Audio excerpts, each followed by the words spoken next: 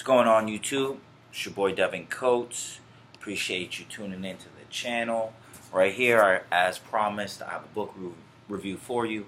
This is Ego is the Enemy by Ryan Holiday. Listen to it on audiobook, probably over the course of about a week.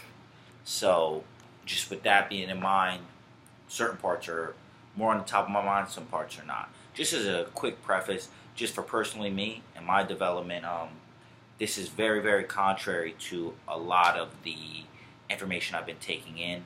So it was really interesting for me because I've been listening to a lot of Grant Cardone, overcommit, over-deliver type of loud, look at me type of mentality. And not that it's wrong. I believe in negative capability. All the geniuses have that. What that means is that you can hold two opposing viewpoints in your head at the same time, and it won't cause cognitive dissonance in your mind. It won't cause a conflict. You can hold both those ideas. So let me just jump right into it. So the first thing that was real interesting about the book was that it's very against what you're taught in society. And he kind of talks about this notion of like taking a back seat until you're ready. Not pushing yourself out there when the moment's too soon. And that is not a sign of cowardice. And he had two type of, I think it's the same guy. And the funny thing is, it's hard for me to remember any of these guys because none of them are really like, not none of them, but a lot of them are not super famous people because they didn't let their ego take over. So Ulysses S. Grant, everybody knows his name. There was another like commander around that time that basically was always overlooked, never looked at as like a very important guy or anything. Like he just kind of rose through the ranks slowly, and by the time the Civil War hit, it pretty much seemed like his career was like kind of over.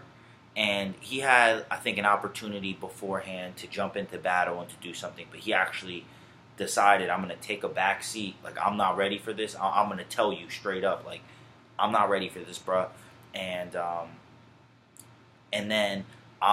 then he waited, and then during the Civil War, basically, he just completely did everything he needed to do and took care of business. And by the end, him and Ulysses S. Grant are like kind of like war heroes, and they're looking at presidentship. And he immediately says, he's like, I will not run for president. If elected, I will not be in office. I do not want to be a president. And he made this decision, and from what you're taught, generally, like that's the path. And this is kind of leading into another thing, is that you have to understand where your ego's getting in the way. Like, you're a general, you're a war guy. That's what you do. Like, he wasn't a politician, and he didn't let his ego and need for fame, like, take him to that place. So he never chose, but Ulysses S. Grant did, and he just had time after time after time. I didn't really know the historical facts, but Ryan Holiday, protege of Robert Greene, so he's very good at throwing those facts in there and those historical moments. Basically, he just fucked up the office, and apparently is viewed as one of the worst presidents, honestly. Like, he just messed up, kept like messing up his money and just doing everything. And that same general said basically something along the lines of like, he thought that that's what he wanted, and that's not what he wanted, and he should have stuck to what he wanted. And that comes from leaving your ego out of it. Knowing when you're ready for something, and that it takes a certain type of courage and what's the word, like belief, but like contentness or okayness with where you are, and understanding your abilities and not letting your ego get in the way of putting you in a position where you're not ready to meet the deed. And then when you are ready, it's actually backed up by something real, not something you talked about and just tried to put out there like as if it's real, and then you try to do it. Like, you already backed it up with proof. So the other one was, and this is a little more fuzzy, it's an audiobook, so it's very hard for me to go back and just find exactly where I was listening to these things. I think it was Vince Lombardi. But basically, he takes over a football team, and they like suck their ass. and he takes them over, and the expectation is for them to win, and he comes and he's expected to make that happen. And after 3 years, he did make it happen, and he was basically asked about it, and they're like, "Was that your plan to have it happen in 3 years?" And he basically said, "Nah, like that wasn't my plan. My plan was to make certain changes and have them play in a certain way, and I didn't know how long it was gonna take." And that was just a straight up answer. The fact that it took 3 years was like a byproduct of what he did. And then Ryan Holiday breaks it down, and basically the first year actually nothing.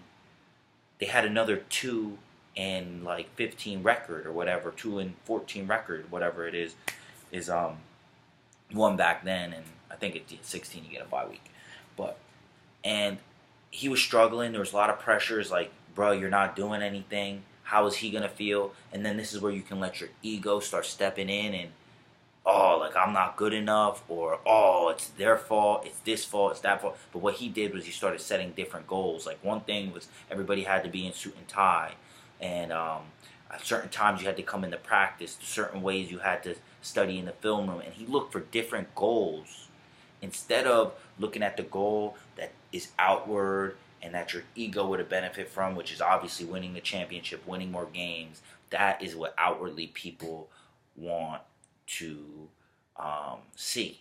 And he focused on different goals and making sure that and then he's like, okay, I'm seeing the progress. Even though nobody else sees the progress and nothing's feeding I'm seeing the process. And other people are kind of getting into his lane, like, what the fuck are you doing, bruh? And he's basically saying that, like, I see the progress. 3 years, they win the Super Bowl. Another story that actually just came to my mind, not even in my notes, that I'm kind of using from what, like, really stuck out to me in the book, was this thing. I think it was a general, but he was teaching at West Point, and he sees a young guy, probably somewhere around my age, maybe a little younger. I'm 24, so maybe 18 to 24 range, somewhere around there. Basically has a lot of promise, a lot of talent, and he knew he was at this pivotal stage. And this is really kind of sets the tone for the book, so I'm happy I'm bringing this one up. And he asks him, he's like, do you want to do something, or do you want to be something? Do you want to do something and have people pat you on your back and not have to make tough decisions? And maybe you won't always, like, he said something along the lines, maybe not always feel fulfilled, but you'll get the recognition, you'll get the money, you'll get all these things if you do something. Or do you want to be something? And you might have to turn your back on other people when it gets difficult, or you might have to cut certain people off. You might not ever get the praise. You might not ever get the compensation, but you'll make a difference. So do you want to be something, or do you want to do something? And that's really was a big question of the book. And it's like, a lot of times people are so caught in what they're to do and not who they are, and following their integrity and doing things. And these are all mentioned throughout the book. I'm just trying to give you a brief summary. But it's like, it's almost like, I know when I used to wrestle, you're doing push-ups and stuff, and it was like, the coach isn't always looking. When you're doing things, somebody's not always checking. There's plenty of regulations on guns, food, anything, and they don't always have, somebody's always not always checking up on you, but are you still going to make that right decision regardless? Are you going to be the model of integrity, or are you going to let your ego take over? He talks about Nixon, and I mean, this is before my time, so it's a little difficult for me to see, but even with Nixon, apparently he won by a landslide to get into this. And this is kind of moving into my next thing. So 1, 2, just everything's hard work, and you're going to have to know that failure is inevitable. That's something that just recurs through the book. And now those are the points when your ego comes in. It's like when you're failing, when you're succeeding, when you're in these moments of transition, when you have doubt. And he's kind of talking about just pinpointing those points where your ego's coming in. And now it's like when you're success, your ego wants to blow you up. When you fail, your ego wants to blame everybody else. When you're in doubt, your ego wants to tell you, I shouldn't do anything. I'm going to procrastinate. And those are the kind of things where he's talking about your ego is the enemy. You need to fight your enemy. And those are two tattoos he has. He has ego is the enemy and obstacle is the way. So if you think about it in the sense of just tying his books together, I never read The Obstacle is the Way, but has a lot of references and allusions to that. He's basically talking about like, don't let your ego get in your head and start making decisions for you and move you away from the obstacle that you're actually trying to overcome and pass. But this part of not letting your ego get in the way, he talks about American Apparel. I think he was like a consultant or something. It sounded like, I think he mentions it. He's like a consultant, and basically the head of it. I was talking about Nixon, so I kind of told both those stories. I'll jump back to Nixon. Nixon, he was voted by a landslide for a second term. I think that whatever was it, Watergate or whatever the scandal was, it had come out, but he hadn't owned up to it, and he kept fighting it, and that actually led to the bad character. He actually, what he was trying to avoid, he did more. He talks about Barbara Streisand. She had some pictures of her house or some shit. She didn't want it to be done. Let the ego get in the way. Take it off. Now everybody sees it, and her whole goal was not to have people see it. Nixon, whole goal is to do that American Apparel, and this seemed like something that was very close to his heart and people he looked up to in his personal life. Like not even some historical shit that he's putting in, which it is, I guess, historical now. It's history. But basically, American Apparel was going through some things where the guy who was running it, they like no longer really wanted him to run it. They were like, "Yo, we'll pay you a great salary. We just want you as like a creative consultant or something." That dude let his ego get in there, took it as a slight, fought huge lawsuits saying he's protecting the employees. Now they have to pay all this money to fight back the lawsuit. Employees are getting dropped. The same ones he's saying is protected because they have to pay to battle this out. Now this is kind of like nobody's winning. It's literally the definition of a lose-lose situation because basically he gets thrown out over the course of years. American Apparel has to claim bankruptcy. He's creating his new business, but him and Ryan Holiday had a conversation, and this is something you just got to listen to the book for to really understand the context. They had a conversation before, and that was a couple years before. He could have made that decision earlier, but he was like, because Ryan was like, "What are you gonna do then? Start a new business like Steve Jobs?" He goes, "Ryan, Steve Jobs died." And that just was the moment there where he saw it, because it's like that's what his ego is interpreting this as, is like death. Me losing this position is death. And he talks about Steve Jobs. Steve Jobs he let his ego get the best of him, and that's why he got kicked out. And then he tried to start a new company, and then he realized his ego, and then he overcame it and came back to run it before he died and do some great things. But not letting your ego get in the way and make things worse. Like when you're digging yourself a hole, your ego will dig it deeper. You need to just, he brings up Lance Armstrong, plenty of those, but you need to just own up to it and move on. Like the obstacle, in that sense, the obstacle is the way. Your ego is going to push you away from the obstacle. The obstacle actually is confronting the demon. And that's what he comes down to a lot of the times. It's like a lot of people get these visions of grandeur in their head, and then they try to thrust it out, and then they get caught in positions where they weren't ready for it, or they did pretty well, and then they start to think they did a little bit better than they really did, and then they get a smack in the mouth, and then their ego comes in. It's like, you actually are great. It must be some other people's fault. They dig a deeper hole, and then they get caught in it. So he really just kind of goes through just ego and just all these ways that it goes out. And now I'm going to kind of break off into just my synopsis. And personally, like, this was great for me because, I mean, I love Grant Cardone stuff. I'm going to stay very committed to listening to his stuff. He is definitely one of the #1 people that I'm using as a mentor right now, using his products.